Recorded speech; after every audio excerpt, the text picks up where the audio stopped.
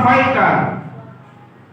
Karena ini terkadang kita banyak sering menghadiri maulid pengajian, sering kita menghadiri pengajian, beres dari pengajian kembali lagi kepada asal mulanya. Saya berharap, makanya dalam kesempatan ini kadang inilah saya dengan berbagai kekurangan yang saya miliki. Ya saya nggak bisa ngelawak. Iya, pada perandas nggak bisa saya ngelawak. Karena sekarang ini maaf, keadaan ini sepupu saya. Karena sering terjadi masyarakat sekarang ini terlalu banyak disuguhkan yang makanan-makanan enak. Makanya bubur sekali-sekali makan sambal. Jadi saya bukan karani saja. Pak Yai, tolong ya nanti di musola saya kalau bisa ceramahnya yang lucu. Saya bilang sama mereka, kalau mau justru lucu undang Sule. Jangan undang penceramah. Betul apa betul? Serius ngaji sama saya? Betul Pak? Betul. Kalau mau lucu jangan undang penceramah. Ini karena kita kebanyakan sehingga bapak dan ibu kalau pulang ke rumah ditanya, Bu kira-kira apa ceramah tadi? Bu Pak Ustadz tadi mah lucu. Ini mau ngaji apa mau ngelawak? Ngelawak tadi mau ngaji seperti itu sebenarnya. Enggak arti ya ini kadang saya ingin memberikan sebuah wawasan terbaru terhadap kita bersama. Sudahlah, ya, tertawa dan lain sebagainya dalam menyampaikan sebuah materi. Lihat satu perjalanan Rasul. Rasul itu tegas. Entah bagaimana caranya, saya nggak bisa sebelumnya kadang sebelum ini ketua musola, saya nggak bisa itu lucu-lucu itu. Jadi ngalir-ngalir aja kalau emang bener ngaji, ngaji. Bicara maulid, bicara maulid. Ini saya dengar tadi, kata Pak sambutan tadi ketua musola, ini musola baru terbangun, alhamdulillahirabbil alamin. Masalahnya kata ketua tadi bukan soal bangunannya, bangun bisa dibangun. Lalu bagaimana innama ya'muru masajidah? Bagaimana cara memakmurkan masjidnya, memakmurkan musolahnya? Ini penting, ada peringatan maulid. Saya nggak bicara lagi tentang dalil. Ini banyak orang-orang sebelah kita yang mengatakan ini tidak punya dalilnya. Banyak. Capek ngomongin dalil, ngadu dalil nggak bakal menang. Maulid ini nggak ada perkaranya. Saksikan nih ibu-ibu saya, Margo Utama Ben Markis. Jika maulid ini adalah perbuatan bidah dan masuk neraka, saya ridho masuk neraka. Karena dalilnya sudah terlalu banyak. Sahabat Khulafaur Rasyidin yang jelas dijamin surganya. Man atoma, siapa orang yang mengagungkan kelahiran Nabi. Kalimatnya lihat selanjutnya, fakot ahyal Islam. Kalimatnya kot. Kalau kata santima bimakna litahqiq, kalau masuk dalam fi'il madhi, sungguh banget orang itu dalam keadaan menghidupkan agamanya. Jadi jangan sembarangan. Aku ya Pak ya, biar gak ngantuk Pak. Ya, ngerokok tetap fokus di sini. Ya, jadi kita udah nggak bisa bicara dalil lagi. Kadang kita dibentur-benturkan ini. Satu golongan dibenturkan dengan golongan lainnya. Sudah, saya sampaikan kepada mereka, kalau kalian nggak mau maulid, cukup diam. Sudah, kita juga nggak ungkit-ungkit mereka. Silakan diam dengan keyakinan Anda, silakan, gak ada yang melarang.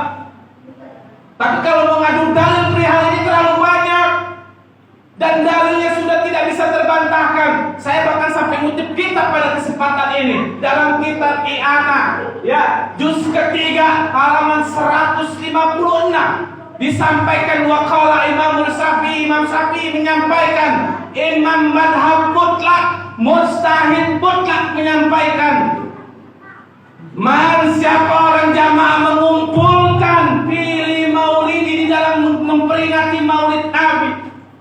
Ikhwanan, saudara, rame-rame di situ ada ta'am, ada kalimat makanan. Ini perkataan Imam Syafi'i ternyata. Apa Imam Syafi'i menyampaikan ba'atsallahu yaumal qiyamah, maka orang tersebut dibangkitkan di yaumil qiyamah bersama para syuhada dan sholihin. Ini jelas dalilnya.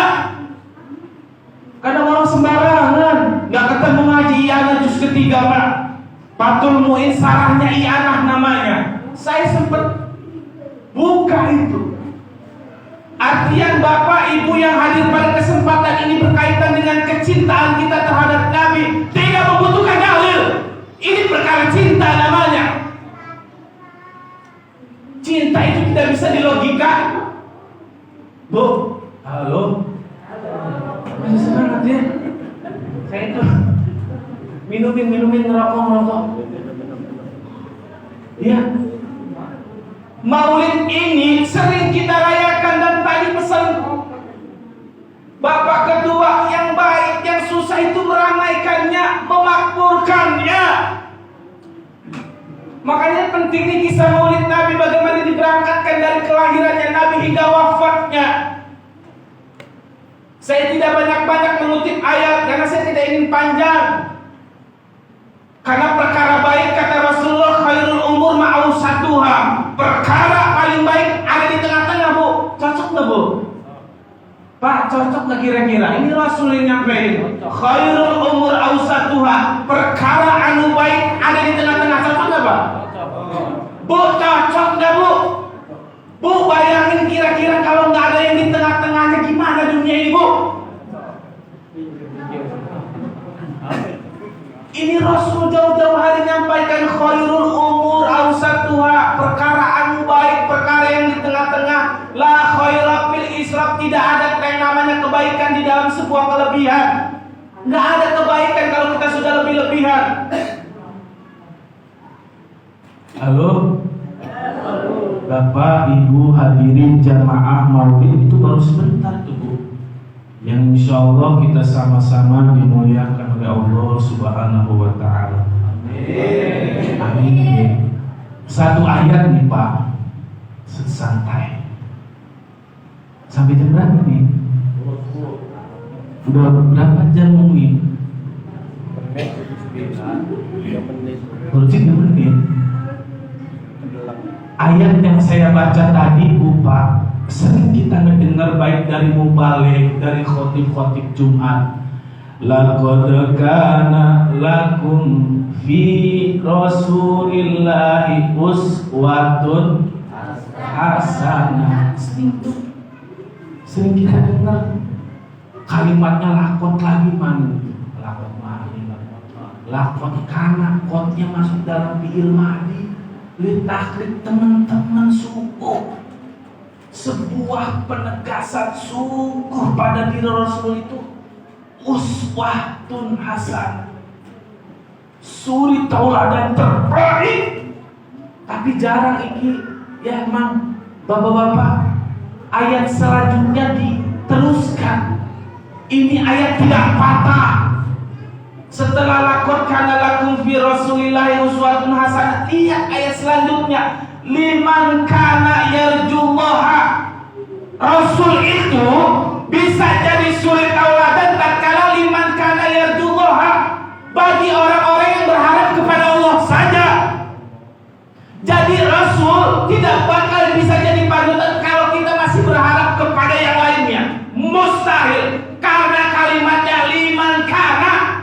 Rasul itu bisa jadi sorot teladan tatkala kita yarjullaha, hanya berharap-harap dalam kehidupan ini hanya Allah saja harapan kita. Jadi agak susah.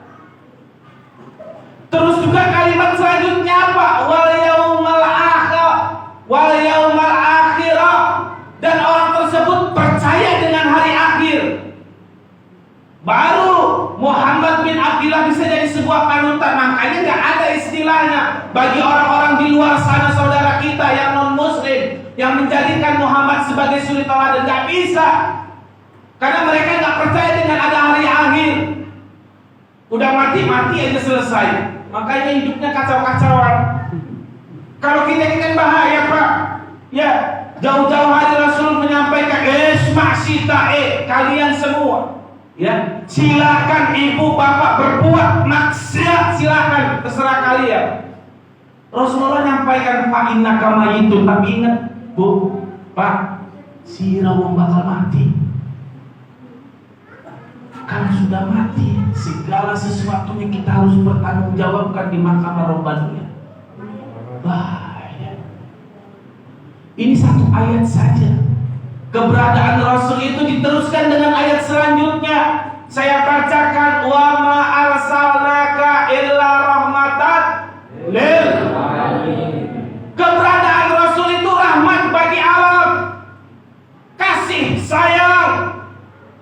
Rasul itu mengedepankan kasih sayang. Dalam catatan sejarah, dalam sirahnya, Rasul itu pernah ada pengemis tua, Pak, yang setiap harinya itu si pengemis tua mengatakan Kanjeng Nabi Muhammad, Muhammad itu gila, Muhammad itu stres, Muhammad itu tukang sihir.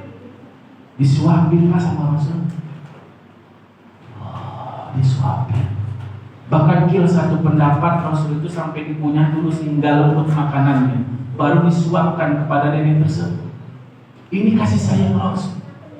Sehingga Rasul wafat, Sayyidina Abu Bakar bertanya sama Siti Aisyah, kira-kira sunnah apa yang belum aku jalankan? Oh, lagi semasa hidup Kanjeng Nabi itu pernah kalau kerjaan sunnahnya itu memberikan makanan di pinggir sana, di pinggir pasar orang tua. Oh, baik. Dijalankan, singkat cerita, oleh khalifah pertama yang disuapin. Ini siapa, kata si ibu tadi? Ini saya, bu, yang biasa nyiapin. Bukan, karena yang nyuapin saya itu nggak kayak gini biasanya. Dia biasanya dihaluskan dulu makanannya. Ibu, tahukah engkau, ibu, orang yang selama ini menyuapkan dirimu, yang engkau caci maki, beliau adalah